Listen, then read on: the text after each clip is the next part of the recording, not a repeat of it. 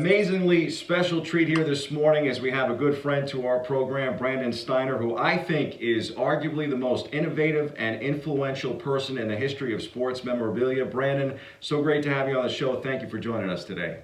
Well, thank you. It's a pleasure to be here. And, it's an interesting time for a sports junkie like me.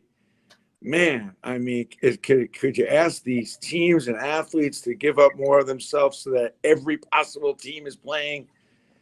And not only the last week, but for the next like 2 or 3 weeks. I mean, it's a sports fan's dream, other than we can't go to the games. But it's been really, really overwhelming, the amount of sports you can get, and just takes your mind away from everything else. So it's great. Yeah, 2020 has certainly had its fair share of downs, but I think people are trying their best to make the best of things. And it's so great to have you on the show to talk about sports, but also to kind of reflect on your career, because knowing you all these years and being able to kind of talk to you about how far you've come, I think your motivational messages and speeches about growing up in Brooklyn and not having much money, being a poor kid, and then, basically becoming this giant in this business of sports marketing, whether it's with Steiner Collectibles or now the Steiner Agency, and of course, Collectible Xchange, which I think is a really incredible concept. Talk a little bit about your career and where you've gotten now with this. Well, I got to tell you, I mean, first, I'm grateful. There's nobody that I can't be grateful enough to the fans that have supported me over the last 30 years that actually still interested in buying and supporting all these crazy ideas.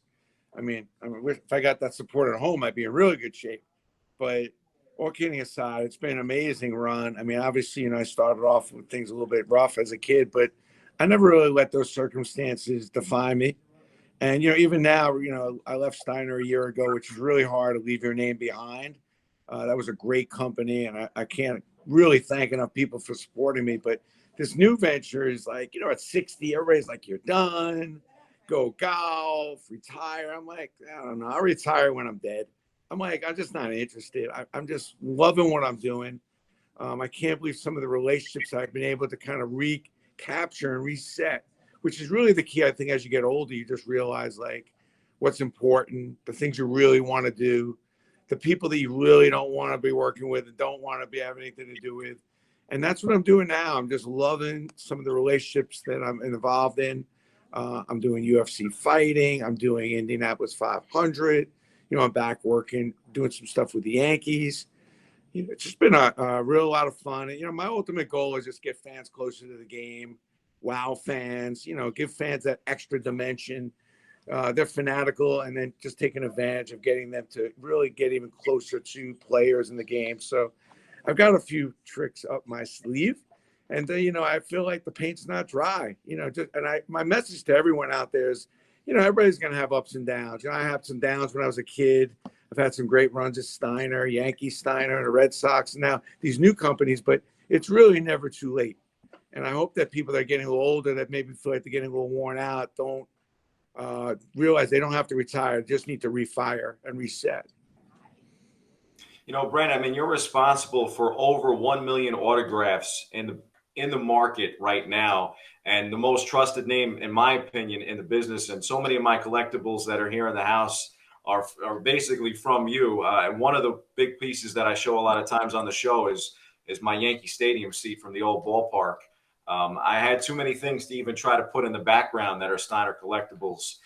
Is there, being a guy that's basically been responsible for some huge negotiations with teams. I mean, you were the guy that people would go to if they wanted to get Notre Dame merchandise. You were the guy for the Dallas Cowboys and the New York Yankees, all of those collectibles when we said goodbye to the old ballpark. Was there one kind of deal that you said to yourself, man, this is a big turning point for me? There are a bunch. I mean, first of all, I probably got about 30 million, not 1 million, 30 million autographs out there in the marketplace. And I probably have done well over, I would say close to 10, 15,000 appearances that I've done over the years with players all over the New York and all over the country. I think when I look back at the deals I'm most grateful for, because, these are really big teams and leagues and players. I think about one, obviously the Yankee relationship, and there's nothing like teaming up with one of the greatest brands of all time, let alone the best sports brand. I think I started my college relationships with Syracuse. I'm still doing a lot of stuff with Syracuse. Matter of fact, I'm selling the Dome. We took the Dome down and we're actually cutting it up and selling it. So, all Cuse Nation is all excited and fired up. And we're about to do some other colleges, but certainly the Notre Dame relationship was special. It's another really special brand that I'm really excited about. And I think the taking down of the old stadium was really cool. Just, that's a stadium that really will never be matched. Although the new stadium I love, I mean, that was a really special building. And to take it apart and get the support of the Yankees and get the support of the fans is something I'm really grateful for. And it was a lot of fun, a lot of hard work. And I'm really glad that, that I did it the way I did it. Because most other people would never take a stadium down the way I've taken it down. Now I've taken down Texas Stadium, MetLife, the old Giant Stadium, the Garden. I've been involved with a bunch of stadiums, and some of them have been better than others, but the Yankee one was definitely my favorite. I don't know if the fans at home would know this, but actually one of the all-time great Giants was a roommate of yours at Syracuse, Joe Morris. Well, what happened was Joe was the first to come to a party and the first to leave. He was a FIFO, except I don't think he took the counting, first in, first out. We had an 8 o'clock party. Joe would come at 7 and then leave at 8 when the party started. So I was there. But, very conservative guy, great guy. And I went to go see him at Super Bowl 21. He's in his hotel room. We snuck up back in those days. Imagine we snuck in the hotel and we're visiting some of the Giant players, which we knew a few of them. And we were going to see Joe. Figured we'd take him out for dinner. And on his night table was a stack of messages. I mean, thick. Johnny Carson, David Letterman, The Morning Show, everything. And I said, Joe, who's handling this? He's, I don't have time. I got to focus on the game. I said, well, I can follow up on this for you. And so Joe was one of the first guys I got to work with. So you don't realize some of the relationships you have, what's going to turn into, because there wasn't a big sports marketing business back then.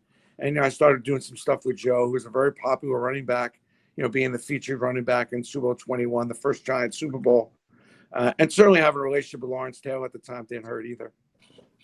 Yeah, and I think, too, the fans might recall, especially those that are old enough, I mean, you basically started the first modern sports bar in this country with the Sporting Club and relationships with some famous athletes here in New York, like Mickey Mantle and, like you said, Lawrence Taylor. Well, that was a little bit of luck, but I had been the assistant general manager at the Hard Rock, and a really lucky job. I was young, 25, and because of some of the experience I had, with Hyatt hotels and some stuff previously, I got this job, which thousands of people applied. So I get this job, and in my time at the Hard Rock, but that was the one on 57th Street for some of the older people who remember, there was nothing ever going to be like that Hard Rock opening, with hundreds of people online for well over a year, from 2 in the afternoon to 2 at night. And I was thinking wow, it'd be very cool to open up something like this, but with sports. And I met one of the limited partners of the Yankees, Billy Rose, who was in the process of opening up a sports bar, teamed up with him and really did a Hard Rock version of a sports bar.